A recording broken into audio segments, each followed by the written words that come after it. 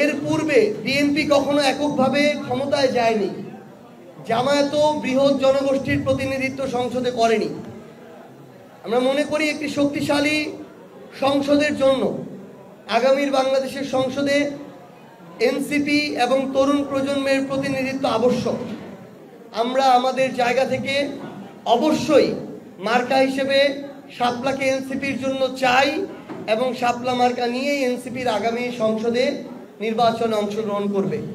আমরা আজকে টাঙ্গাইল জেলায় এসেছি, বাংলাদেশের ঐতিহ্যবাহী জেলা, এবং আমরা এসে এখানে একটা জিনিস প্রথমে মেনশন করতে চাই।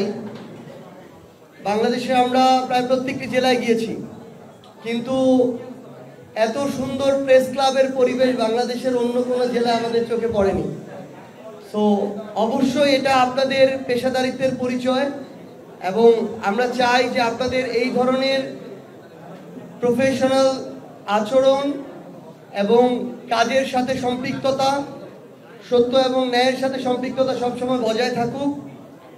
আমরা আজকে এখানে আমাদের সাংগঠনিক সমন্বয় সভা করতে এসেছি। আজ থেকে বাংলাদেশের এনসিপির জেলা পর্যায়ের আহ্বায়ক কমিটি দেওয়া শুরু হবে। সেই লক্ষ্যে আমরা বাংলাদেশের প্রত্যেকটি জেলায় সাংগঠনিক সমন্বয় সভা করছি। পরবর্তীতে উপজেলা, ইউনিয়ন এবং ওয়ার্ড পর্যায়ে আমরা খুব দ্রুত আমাদের আহ্বায়ক কমিটি গঠন করব। আমরা মনে করি আগামীর অভ্যুত্থানে, আগামীর বাংলাদেশে অভ্যুত্থানের যে আকাঙ্ক্ষা, সেটাকে যদি আমরা বাস্তবায়ন করতে চাই তাহলে এনসিপিকে শক্তিশালী রাজনৈতিক দল হিসেবে দাঁড়াতে হবে। কারণ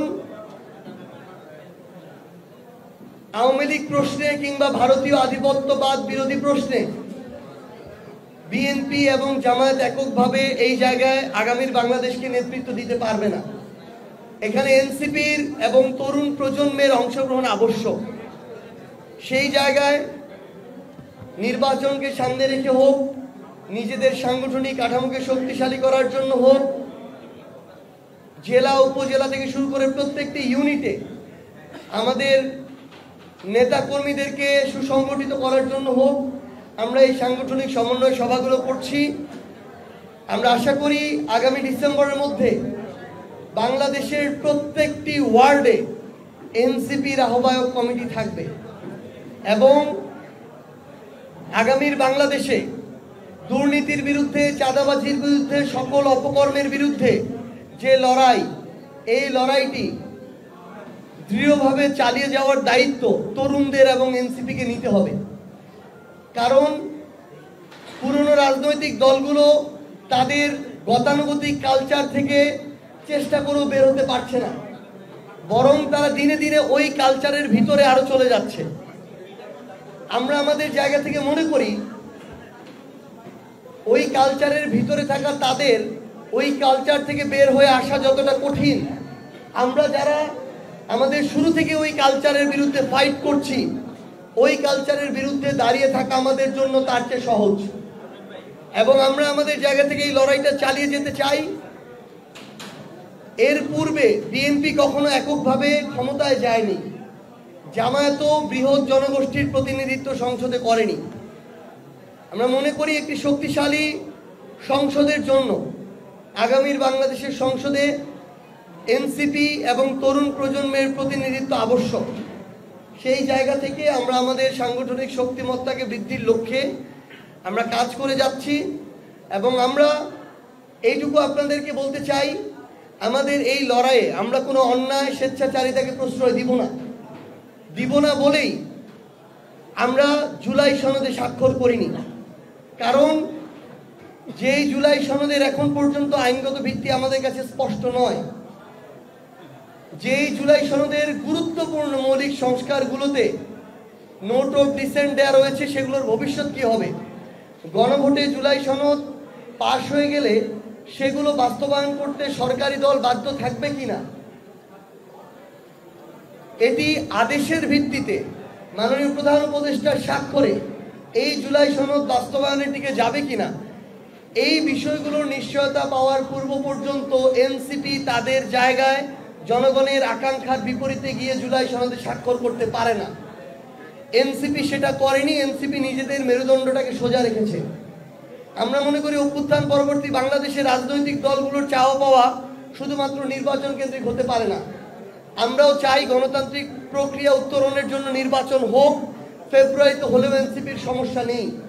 কিন্তু জুলাই সনদের এই আইনগত ভিত্তি, বাস্তবায়নের রূপরেখা, বিচারিক প্রক্রিয়া কিভাবে সম্পন্ন হবে এই রূপরেখা ছাড়া শুধু নির্বাচন কেন্দ্রিক কথা বলা এনসিপির অভ্যুত্থানের আকাঙ্ক্ষার সাথে কোনোভাবেই প্রাসঙ্গিক নয়।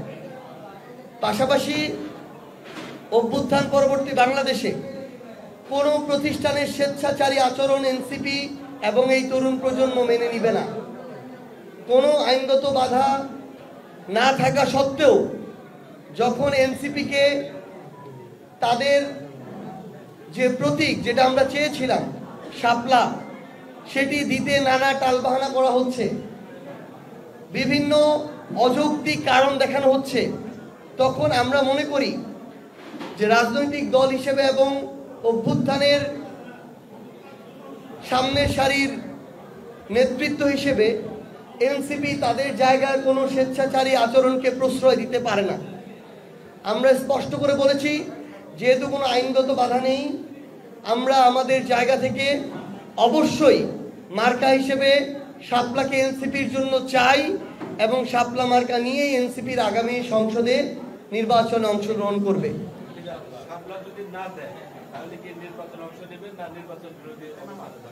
আমরা মনে করি শাপলা না দেওয়ার কোনো প্রশ্নই নাই।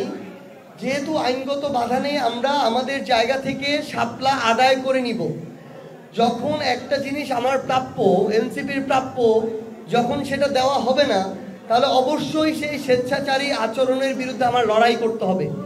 এনসিপির যদি প্রয়োজন হয়, এনসিপি এই লড়াইটা রাজনৈতিকভাবে রাজপথে করবে। যদি প্রয়োজন হয়, বাংলাদেশের 64 জেলার 495 উপজেলার এনসিপির অভ্যুত্থানের নেতৃবৃন্দ রাজপথে নেমে এই অধিকারের জন্য লড়াইটা করবে।